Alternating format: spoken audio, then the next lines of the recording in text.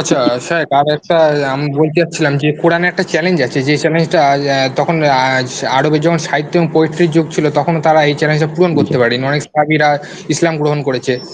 তার মধ্যে একটা দেখতে পাচ্ছিলাম যে কোরআনে দু তিন চার জায়গায় বলা হয়েছে, যে প্রথমে বলা হয়েছে সূরা ইসরার 88 নম্বর আয়াতে যে তোমরা যদি পারো এর মতো একটা কিতাব রচনা করে আনো।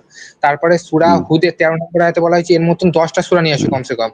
সূরা ইউনূসের জি জি 10 নম্বর 31 নম্বর আয়াতে বলা হয়েছে এর মতন একটা সূরা নিয়ে আসো। আর সূরা বাকারার মধ্যে বলেছে কমসে কম এর মতো একটা সূরা নিয়ে আসো। কিন্তু আমার একটা প্রশ্নের মধ্যে আমি এর মধ্যে একটু পড়াশোনা করছিলাম, তো দেখলাম যে জি জি সূরা হুদ সেটা এসেছে 51, সূরা হুদ এসেছে 51 নম্বর সূরা, আর সূরা ইউনূস এসেছে 52 নম্বর সূরা হিসেবে নাজিল হয়েছে, মাক্কি সূরা দুটোই।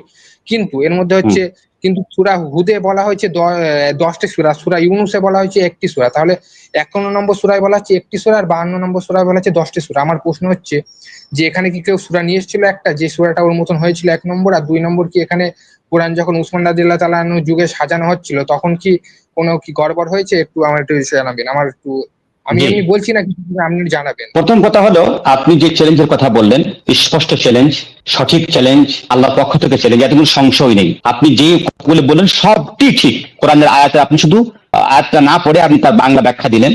হ্যাঁ, সবটি ঠিক। আল্লাহ পাক রব্বুল আলামিন সেই দেশের যারা আরবি সাহিত্যের পণ্ডিত তাদেরকে আলো চ্যালেঞ্জ করলেন যে তোমরা যদি সত্যিবাদী হও তাহলে তোমরা এই কোরআনের মতো একটা কোরআন নিয়ে এসো, কিংবা 10টি সূরার মতো একটা 10টি সূরা নিয়ে এসো, কিংবা একটি সূরা নিয়ে এসো, কিংবা কোরআনের যে কোনো অংশ মতো একটা অংশ নিয়ে এসো। আল্লামা ইবনে কাসির রাহমাতুল্লাহ আলাইহি তাফসীর ইবনে কাসিরে লিখেছেন যে রাসূলুল্লাহ সাল্লাল্লাহু আলাইহি ওয়াসাল্লাম সূরা কাউসারের প্রথম একটি আয়াত লিখে কারাগৃহে লটকে দিলেন, ইন্না আতাইনা কাল কাউসার। এবার বললেন যে তোমরা এরপরে কি আয়াত হতে পারে তোমাদের ভাষা দিয়ে একটা, যেহেতু তোমরা আরবি সম্রাট, তোমরা একটা বাক্য নিয়ে এসে এতে জোড়া দাও, দেখি কেমন হয়। কেউ পারলো না। শেষ মুহূর্তে সেই যুগের যে সবচাইতে পারদর্শী, সে বলল কি, ইন্না আতাইনা কাল কাউসার লাইসা হাদা মিন কালামিল বাশার। এটা কোনো মানুষের কথা না, এটা আল্লাহর কথা। মানুষের কথা বলে, কারণ মানুষের কথা বলে পরে আমরা আরবের সম্রাট পণ্ডিত আমরা আনতে পারতাম, কিন্তু আমাদের ব্রেনে এই যে তারকিব, এই যে এর ভঙ্গিমা, এই যে এর উসলুব, এটা আমাদের কাছে পুরোপুরি নতুন। যাই হোক, কথা হলো এই, আপনি আরেকটা প্রশ্ন করলেন যে হযরত উসমান রাদিয়াল্লাহু তাআলার যুগে যে কোরআন যখন সংরক্ষণ করা হয়, বা আবু বকর রাদিয়াল্লাহু আনহুর যুগে যখন কোরআন সংরক্ষণ করা হয়, তখন কি কোরআনের কোনো অংশ কি কিছু আগে পিছু হয়েছে বা কিছু ছেড়ে দেওয়া হয়েছে? কোরআনের উত্তর আছে। আল্লাহ পাক কোরআনে বলছেন, ইন্না নাহনু নাযালনা যিকরা ওয়া ইন্না লাহু লাহাফিজুন। এটা আল্লাহর কথা। আল্লাহ পাক বলছেন যে আমি এই জিকিরকে, আমি এই কোরআনকে অবতীর্ণ করেছি, ওয়া ইন্না লাহু লাহাফিজুন। ওয়া ইন্না, এখানে আপনি আরবির দিকে একটু লক্ষ্য করবেন। ওয়া ইন্না অর্থাৎ আমি, অবশ্যই আমি, লাহাফিজুন, এখানে লাম তাকিদ। আরবি ভাষাতে তাকিদের কিছু শব্দ আছে, ইন্না আছে, লাম তাকিদ আছে, লাম তাকিদ আছে।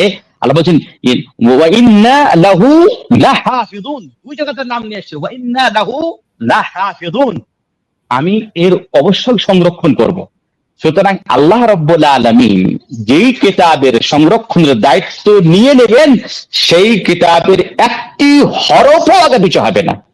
এবার আপনি বলবেন, বা কারো প্রশ্ন হতে পারে যে এর আগে তো আল্লাহ রাব্বুল আলামিন তাওরাত, ইনজিল, জাবুরকে নাযিল করেছিলেন, তো তাতে তো তাহরিফ হয়ে গেছে, সে কথা তো কোরআনে আছে যে ইহুদিরা তাওরাতে তাহরিফ করেছে, নাসারারা ইনজিলে তাহরিফ করেছে, তো সেটাও তো আল্লাহর কিতাব, কোরআন তো তাহরিফ হতে পারে। হ্যাঁ, এখানে দুটো পার্থক্য আছে। একটা পার্থক্য হলো এই যে আল্লাহ রাব্বুল আলামিন এর পূর্বে তাওরাত এবং ইনজিল নাযিল করেছিলেন, কিন্তু তার রক্ষণাবেক্ষণের দায়িত্ব তাদেরকেই অর্পণ করা হয়েছিল, সেই উম্মতকে অর্পণ করা হয়েছে যে তোমাদের কিতাব দিলাম, তোমরা এর সংরক্ষণ করবা। কিন্তু আল্লাহ রাব্বুল আলামিন যখন কোরআন নাযিল করলেন, কোরআনের হেফাজতের দায়িত্বটা তিনি নিজেই নিয়ে নিলেন, যে না না, আমি আর কাউকে দেব না।